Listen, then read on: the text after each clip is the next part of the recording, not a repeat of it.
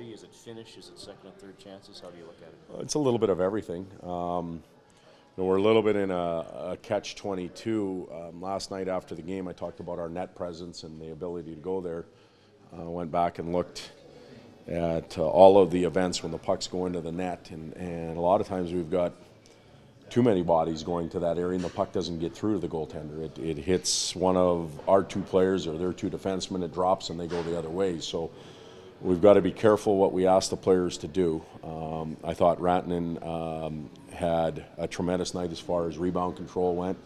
He put rebounds in areas that we were not able to get to, or they were safe areas, and he didn't give up much. So we also have to balance that out based on the Ranger game. I still think that there's some individuals that haven't found the score sheet in a long time, whether it's with helpers or goals, that have to find themselves in and around the net a lot more than they are.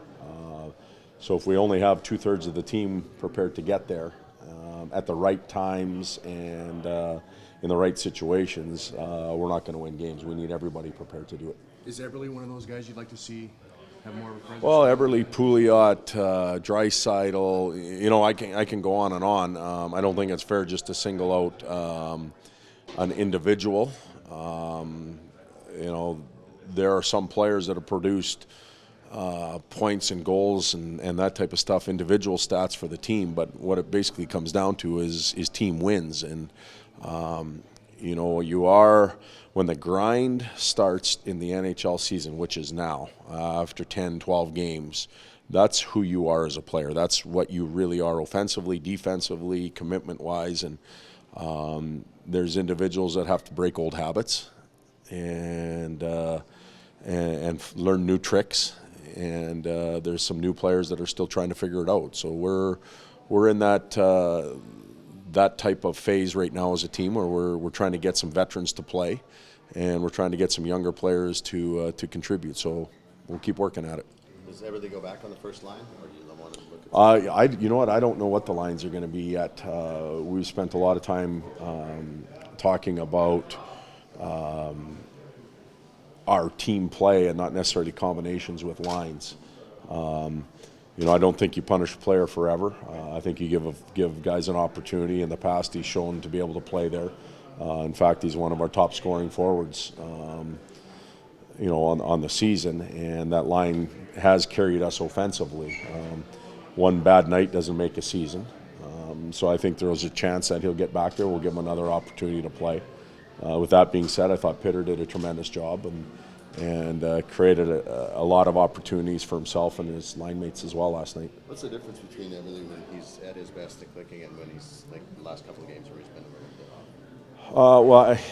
In and around the blue paint. Ebbs doesn't beat many goaltenders from the blue line.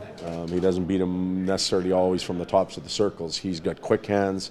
He pounces on rebounds in and around the blue paint, and he's scoring in those areas. The scoring will come.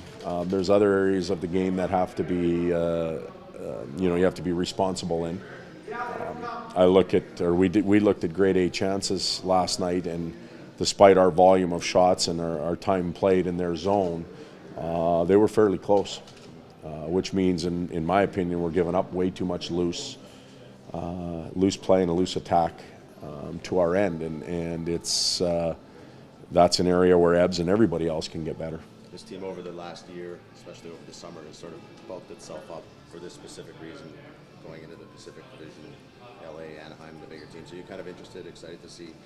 Well, that part of it is great, but I'm excited to see our team respond and come out and find a way to win a game, and that's all we have to do is win one right now and get back on track. And for us to do that, there's 4, 5, 6 individuals that really have to pick up their game. And while they're doing that, we can't afford to lose 2 or 3 more, because then we're just playing catch-up all the time. These are tough games to play in.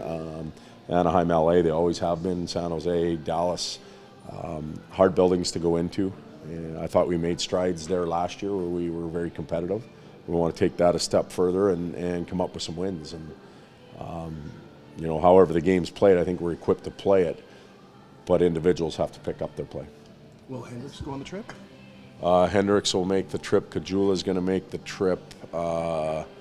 Davidson's going to make the trip now. That doesn't mean they're going to play on the trip. It just means they're getting closer to practicing with the team as a whole.